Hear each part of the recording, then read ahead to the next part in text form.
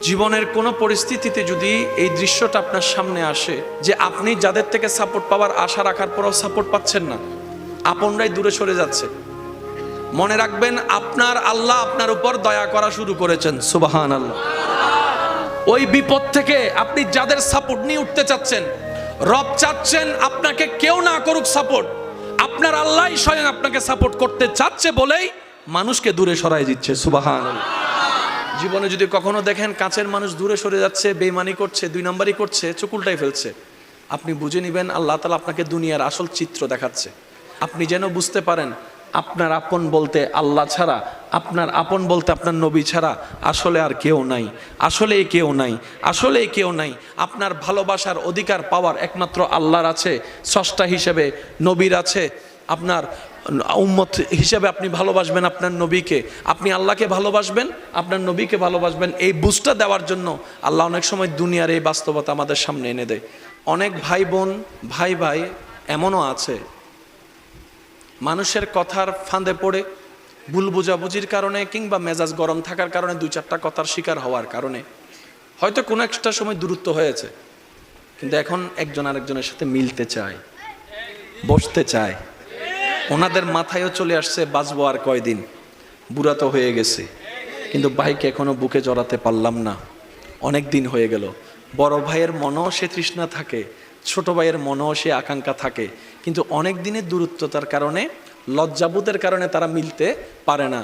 আমি আমার ভাইদেরকে, যুবক ভাইদেরকে অনুরোধ জানাবো, যদি এরকম কোনো ফ্যামিলি কন্ডিশন হয়, আপনারা যুবকরা মিলে, ভাইরা মিলে, চাস্তো ভাই জ্যাঠতো ভাইরা মিলেই আপনারা উদ্যোগটা নেন, ভাই ভাইকে যেন জড়াই ধরতে পারে, ভুল বুঝাবুঝি যেন শেষ হয়ে যায়। কথা বলেন ঠিক কিনা?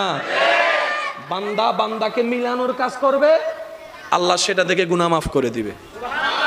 সুবহানাল্লাহ। আমি শুনি না, আরো জোরে বলেন। মিলে থাকেন, কেউ মিলে থাকতে না চাইলে তার আল্লাহরে সে জবাব দিবে। আপনার পক্ষ থেকে আপনি ক্লিয়ার থাকেন, মানুষের উপকার করবেন, থ্যাংক ইউ পাওয়ার আশা রাখবেন না, করতেই থাকবেন। কেন? সে আপনার রবের বান্দা, আপনি বান্দার জন্য করবেন, ওই বান্দার আল্লাহ আপনার জন্য করবে। আমরা অনেক সময় বলি তার এত উপকার করছি, সে আমার সাথে ডাইরেক্ট চোখ উল্টাই ফেলছে, বা এটা দুনিয়ার নিয়ম। আল্লাহ তো এটাই বুঝাতে চায়, এটা দুনিয়া, এটা জান্নাত নয়। আল্লাহর কাছে সবসময় একটা ফরিয়াদ করবেন, আল্লাহ তুমি আমাকে যতদিন ইচ্ছা এই দুনিয়ায় রাখিও, কিন্তু সে থাকাটা যেন তোমার পছন্দের হয়। আল্লাহ যতদিন আমার নিঃশ্বাস চলবে, সেই নিঃশ্বাসটা যেন তোমার পছন্দের সময় কাটে।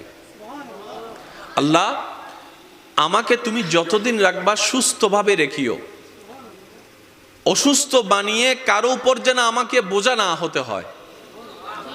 কারণ অসুস্থ হলে অনেক সময় আপনরা পর্যন্ত ভর মনে করে। প্রস্রাব পায়খানা যখন অসুস্থতার কারণে বিছানায় করা লাগে, মানুষ ঘেন্না করে, এই ঘেন্নাটা দেখে রুগীরও নিজের অস্বস্তি বোধ হয়। কথা বলেন ঠিক কিনা? আল্লাহ আমি যেন সুস্থ থাকতে থাকতে ঈমান নিয়ে ইজ্জতের সাথে দুনিয়ার থেকে যেতে পারি, সে তৌফিক তুমি আমাকে দিও। মাওলা যতদিন আমি বেঁচে থাকবো তোমার বান্দা, জীবনের শেষ নিঃশ্বাস পর্যন্ত কখনো যেন কারো কাছে হাত পাততে না হয় আমায়, সেই রিজিকের ব্যবস্থা তুমি করে দিও।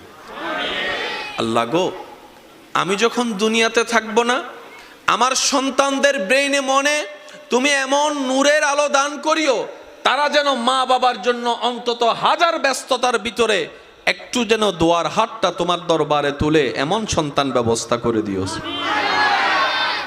আল্লাহর কাছে এই দোয়াগুলা করা যাবে ইনশাআল্লাহ? আওয়াজ শুনি নাই। এগুলো কি আমাদের জন্য ভালো হবে না খারাপ হবে?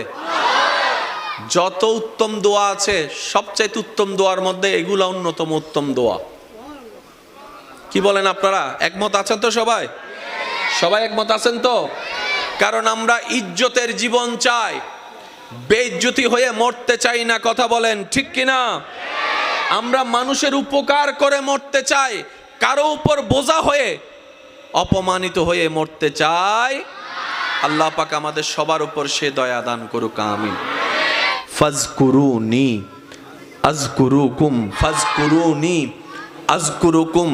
আপনি নীরবে একা রুমে বসে আপন রবকে ডাকছেন, জিকির করছেন, ওখান থেকে রব ডাক দিয়ে বলে, বান্দা ফাযকুরুনি আযকুরুকুম, তুমি আমাকে ডাকো, আমি তোমার ডাকে উত্তর দিয়ে দিব। সুবহানাল্লাহ। বান্দা তুমি আমাকে ডাকতে থাকো, আমি আল্লাহ তোমার সমস্যাকে সমাধান করে দিব। সুবহানাল্লাহ। বান্দারে রিজিক কমতি হয়ে তুমি ডাকতে থাকো, আমি আল্লাহ রাজ্জাক তোমাকে রিজিক দিয়ে ভরপুর করে দিব। বান্দা যখন ডাকতে থাকে গভীর রাতে, রব্বুল আলামিন জিজ্ঞেস করে ফেরেশতাকে, ও ফেরেশতা, আমার বান্দা এভাবে ডাকছে কেন, তার কিছু প্রয়োজন আছে কিনা জিজ্ঞেস করো, আমি আল্লাহ দান করতে প্রস্তুত। সুবহানাল্লাহ। কারো ডাক রব আশা করে না।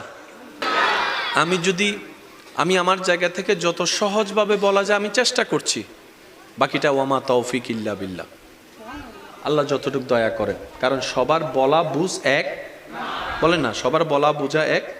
তবে আমি আমার প্রেমিক ভাইদের কাছে একটা জিনিস জানতে চাই, আমরা কি লস চাই নাকি লাভ চাই? বেইজ্জত চাই না ইজ্জত চাই? অশান্তি চাই না শান্তি চাই? মাথা নিচু করে বাঁচতে চাই নাকি মাথা উঁচু করে বাঁচতে চাই? এই জিনিসগুলা যাদের দরকার, আজকের আলোচনা তাদের জন্য। সুবহানাল্লাহ বলেন। ঠিক বললে সওয়াব হবে কিনা আমার জানা নাই, কিন্তু সুবহানাল্লাহ বললে কল্পনার বাইরে সওয়াব। পিছনের বাইরে এমন ভাবে সুবহানাল্লাহ বলেন যেন আওয়াজটা এখানে আসে। একবার বলেন সুবহানাল্লাহ। মাশাআল্লাহ। বান্দা যত রবের জিকির করে শয়তানের গালে জুতার বাড়ি ভরে। তো এইরকম অপরচুনিটি, সুযোগ মিস দেওয়া যাবে। জিকিরকারী সবাই, রবের নজর আপনার দিকে। কাশ আমি যদি বুঝাতে পারতাম কথাটা। জিকিরকারী সবাই, আসমানে লক্ষ কোটি অগণিত ফেরেশতা, কেউ রুকু দিয়ে রবকে জিকির করছে, কেউ সিজদায় রবের জিকির করছে, কেউ দাঁড়িয়ে দাঁড়িয়ে জিকির করছে, কেউ এমনে জিকির করছে, কেউ অমনে জিকির করছে। এমনকি জান্নাতের ফেরেশতা রিদওয়ানও আপন আপন নিয়মে রবকে ডাকতেই আছে, রবকে ডাকতেই আছে, রবের জিকির করতেই আছে, রবের স্মরণ করতেই আছে। কিন্তু সেই ডাকের উত্তরে রবের কোনো উত্তর নাই। কিন্তু যখন আপনি এই ভাঙ্গা ঘরের মধ্যে ছাদও নাই, রোদও ঢুকে, বৃষ্টিও পড়ে, ছোট্ট একটা জায়গায় বসে বসে যখন আপনি আপনার ভালোবাসা দিয়ে, ভক্তি শ্রদ্ধা দিয়ে রবকে ডাকতেই আছেন, রব বলে যে ফেরেশতা দেখতো আমার বান্দার কিছু লাগে কিনা, ফেরেশতা দেখতো আমার বান্দার কিছু প্রয়োজন আছে কিনা, ফেরেশতা দেখতো আমার বান্দার কিছু চাহিদা আছে কিনা। ফেরেশতা বলে, আল্লাহ এখান থেকে ডেকে ডেকে ফাটাই ফেলতেছি, আমাদেরকে একবার জিজ্ঞেসও করলা না কোন জায়গার কোন কোনায় বসে।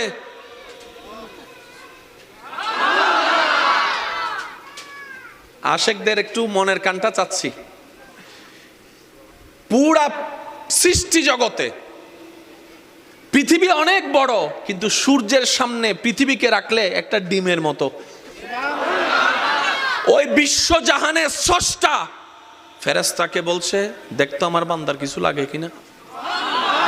এবার ফেরেশতাই বলে, আল্লাহ সিদরাতুল মুনতাহায় তোমাকে জিকির করা হয়, প্রথম আসমান দ্বিতীয় আসমান সব জায়গায় তোমার জিকির, সূর্য করে তোমার জিকির, চন্দ্র করে তোমার জিকির, নেপচুন করে তোমার জিকির, প্লুটো করে তোমার জিকির, গ্যালাক্সি করে তোমার জিকির, এত সৃষ্টি তোমার জিকির করে, কারো কিছু প্রয়োজন আছে কিনা তো জিজ্ঞেস করো নাই। কোন জায়গার কে? এই বিশ্বের মধ্যে সূর্যের চাইতে অনেক গুণ ছোট পৃথিবী। এই পৃথিবীর মধ্যে কিছু দেশ, কিছু মহাদেশ বাংলাদেশকে গিলে খেয়ে ফেলতে পারবে এমন অনেক মহাদেশ আছে। এত বড় বড় মহাদেশের চাইতে ছোট একটা দেশ